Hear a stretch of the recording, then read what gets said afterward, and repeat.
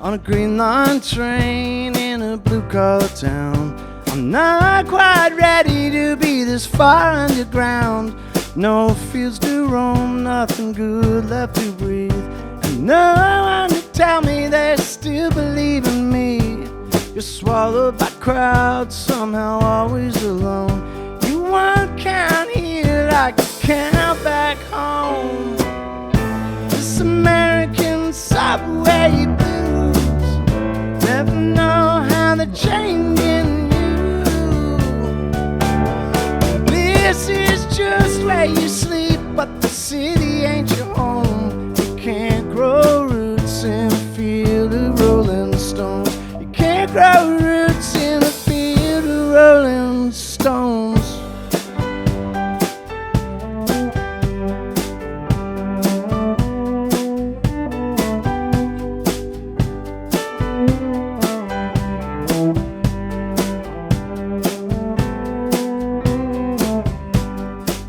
Last time was last month's rent, and think the greater good ain't no safe bet. You won't dream, you'll just toss and turn. Your American heart's gotta find a way to earn. I pray you can stand on your own 2 feet, 'cause if you don't make the money, then nobody's listening. These American subway blues, never know how they're changing you. And this is just where you sleep, but the city ain't your home. You can't grow roots in a field of rolling stones. You can't grow roots in a field of rolling stones.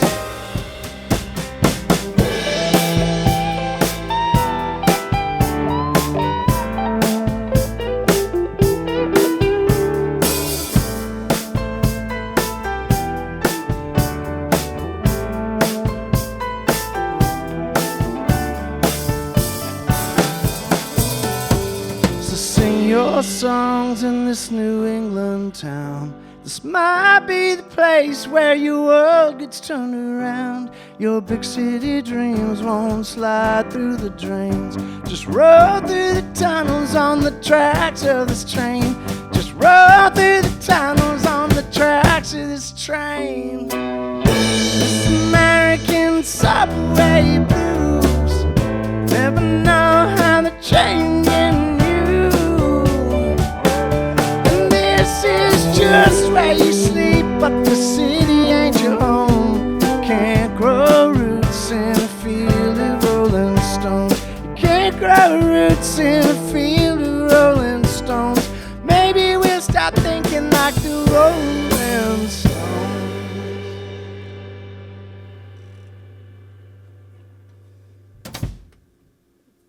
American Subway Blues, one of the many standout tracks from the brand new Cutthroat Finches album High Horse, or should I say critically acclaimed album High Horse. I saw that Americana UK gave it a 9 out of 10. That's high praise indeed, man. That's awesome. Way to go.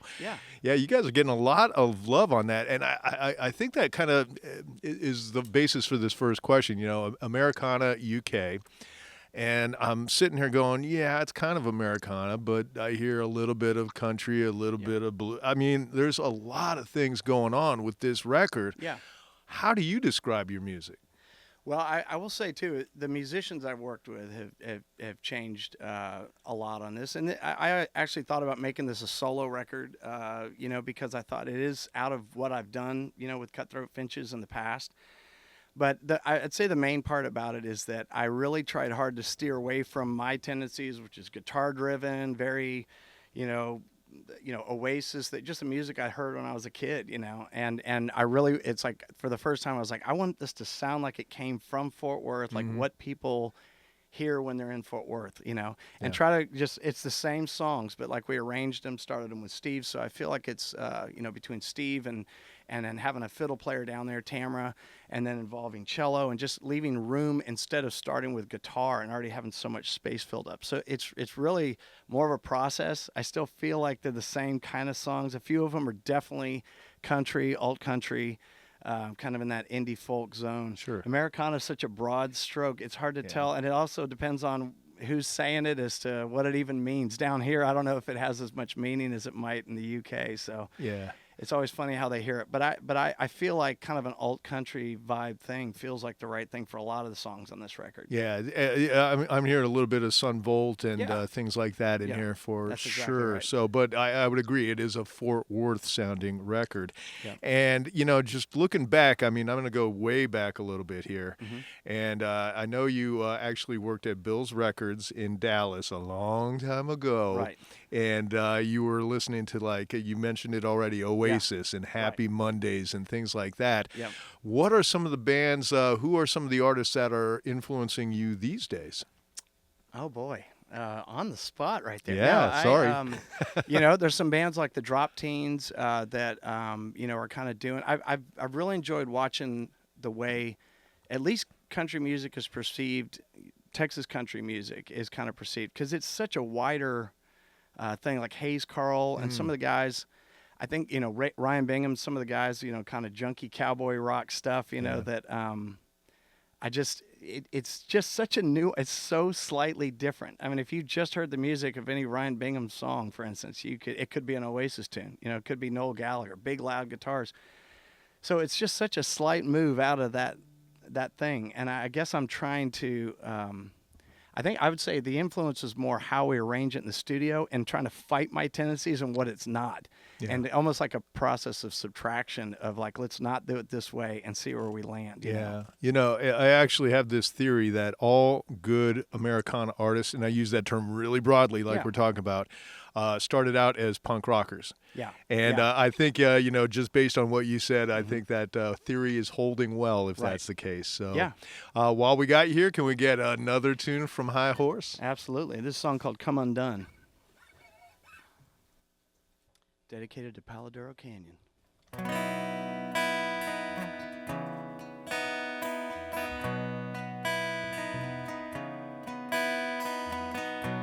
Rearview mirror never looks so sweet as when we left without saying goodbye. Once we stop looking back, we start feeling free. Roam like coyotes hunting for dark skies. When things aren't right in your head, get away from it all and head to the west. Chase the sun to the canyon's edge till there's nowhere left to run. I can't wait to see you come undone.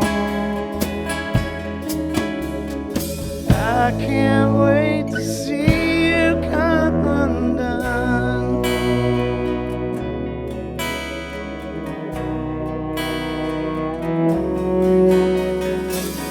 Canyon road winds down to the deep.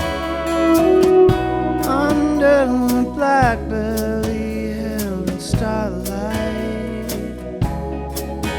the fire burns and the whiskey makes us right.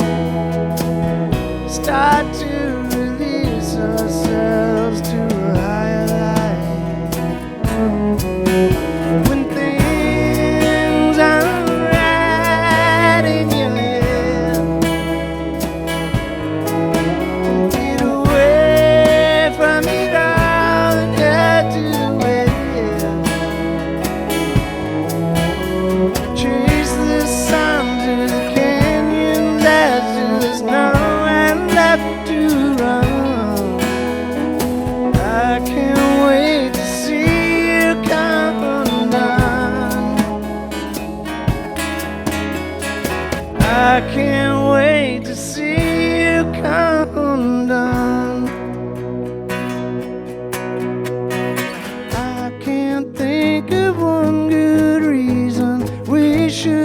all stay here. I'm begging you to follow me, baby. We can go anywhere. I can't think of one good reason we should all stay here. I'm begging you to follow me, baby. We can go anywhere. When things aren't right in your head, get away from it all, head to the west. Chase the sun to canyons, edge to the snow, and left to run. I can't wait to see you come undone. Oh, I can't wait to see you come undone. I can't wait to see you come undone.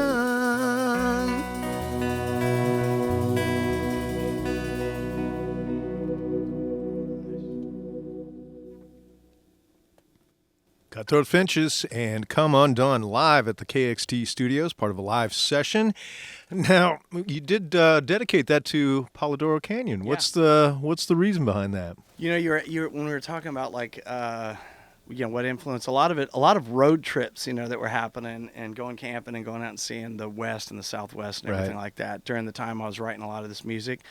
And so it was almost like part of it was more like, instead of thinking of like a band, more like a sound of kind of like driving, just, driving and being out and just opening up. That last song was really what started me on the trail of writing music more in this genre, I would say. But it was really towards the end of the pandemic, especially when we had been so holed up for so long trying to be responsible. And then the first place we went outside really was to Palo Duro Canyon, and being something that big and feeling that small again was, it was very spiritual, amazing experience. I'd never been there before. And it was, ingrained in my mind sitting out there, So, I love it. Yeah, I hear that, and I do want to, turn the, roll the windows down and crank the music up. That's a great song. That would be a good driving tune, absolutely. And I'm going to ask you a question, and I'm not trying to set you up when I ask this either. You guys have been a big part of the North Texas music scene for a long time now, and it's just growing, it's booming, it's exploding. And so this is a two-part question. What do you think of the state of the North Texas music scene right now? Mm-hmm. What are its strengths, and what are some things that you think we can improve on? Yeah.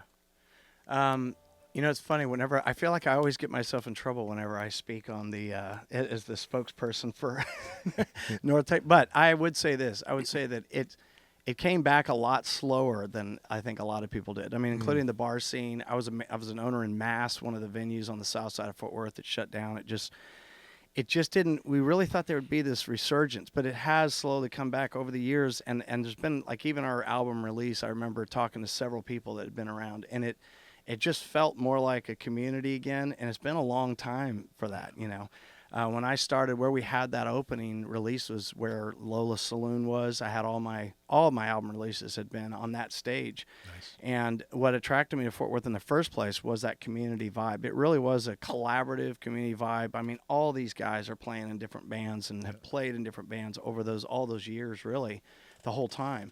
And I met them all through those stages and those places. And I feel like that's the one thing that I'll keep long after I'm writing music. Sure. And I feel like if that's there, that's contagious, and then people want to be a part of it. And that hasn't been there. That hadn't felt like that for a long time. Good. Is it starting to feel that way again? Yeah. I do. I felt it over the last year specifically. It's the first time I can say that I feel like there's been a marked difference in that scene and creating those kind of environments and communities and stuff like that, that I feel like that's, like I said, that's the most important part about it. And I think when people show up and they feel like these are their people and this is where they're about, and you just see the interactions with people. I mean, when we see each other at bars, we hug each other and all that. It's like I guess for some people going to church or something. I don't know. It is absolutely, and that's kind of what drew me to Fort Worth in particular as well. All right, so I warned you this was coming. You and I are both space geeks, right? And I love this. You actually offered Ignition to NASA, and you called it the perfect song for the Artemis II mission. Right. What was their response when you sent it to them? Well, I got response from the people. Some of the people doing just some of the marketing around it is really all it was. And so they're the ones who use the song.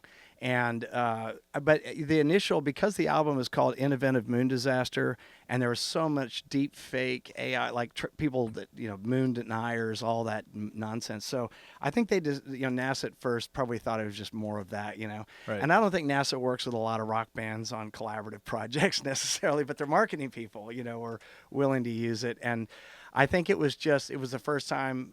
We launched that album when it was the 50-year anniversary, actually, of Apollo. It seemed like a layup marketing-wise, but the pandemic hit 3 months into releasing the album, and it just died out. Yeah.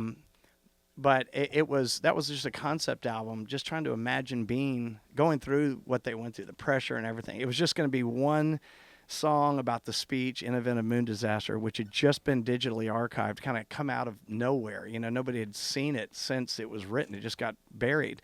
And my niece Drea, who was playing drums at the time on that record, she found that that was the idea. That's what started it. That's cool. But it was like I wanted so bad. I was like, can we just get?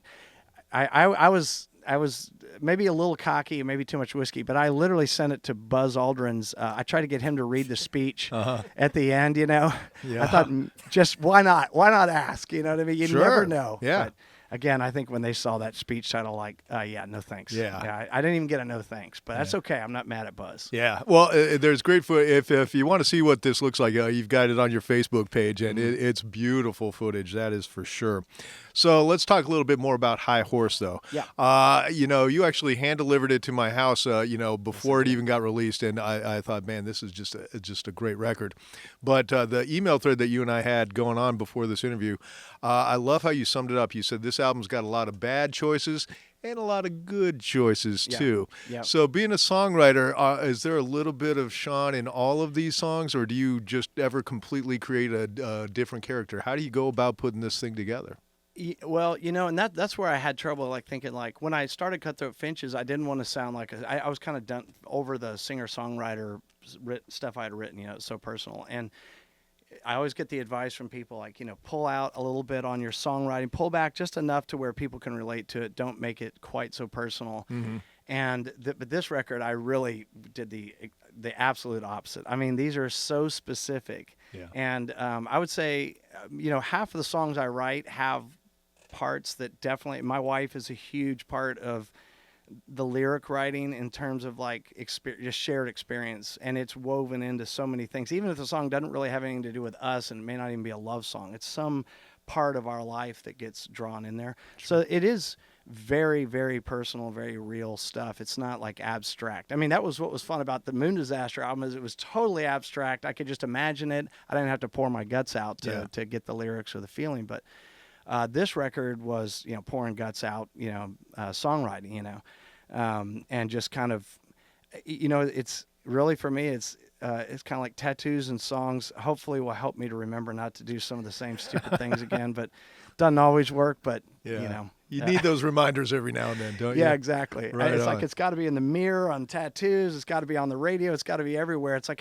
those are my Post-it notes, that keep me hopefully from not doing as dumb of things the next time. But I love it. We'll see. Well, why don't we finish with one of those songs about bad decisions? Yes. This is my. I've only been to jail twice now. One time I was in. I want to say, not to brag, my first time to jail was when the tornado hit downtown Fort Worth. So. Really did happen. I was in the studio. I'm not bragging, and I don't recommend it, but I will say Tarrant County's jail, way better bologna sandwiches than what I experienced down in Bexar County. So if I could offer that for the future jailbirds.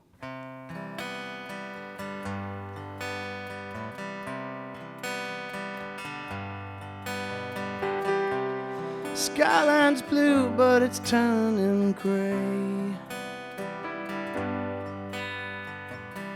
Winds taught the year last night like some kind of reckoning. Just as distance is a soul defeater, I made a coffee 'cause I ain't gonna see her. She tells me, boy, you better be good tonight.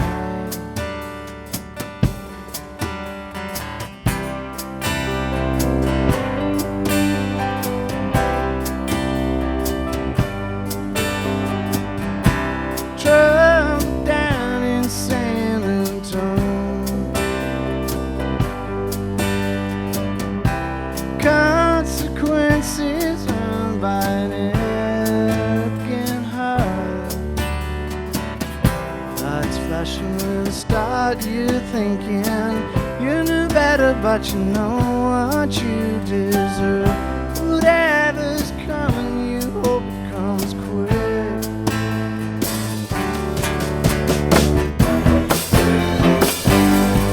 Water starts to rise. Better wake up, better come to your senses. Is the river running wild? Circumstance from the consequences.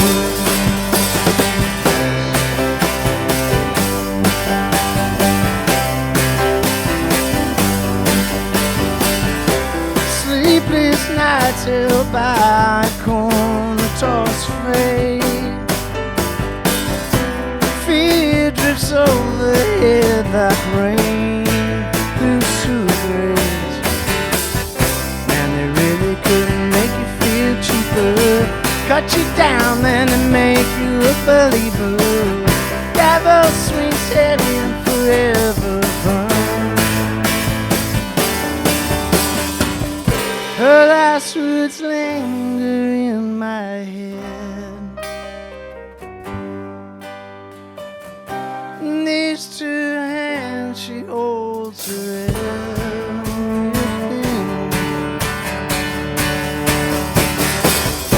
Again, I'm gonna run out to meet her. Being gone now, I know how much I need her. And every day just borrowed time.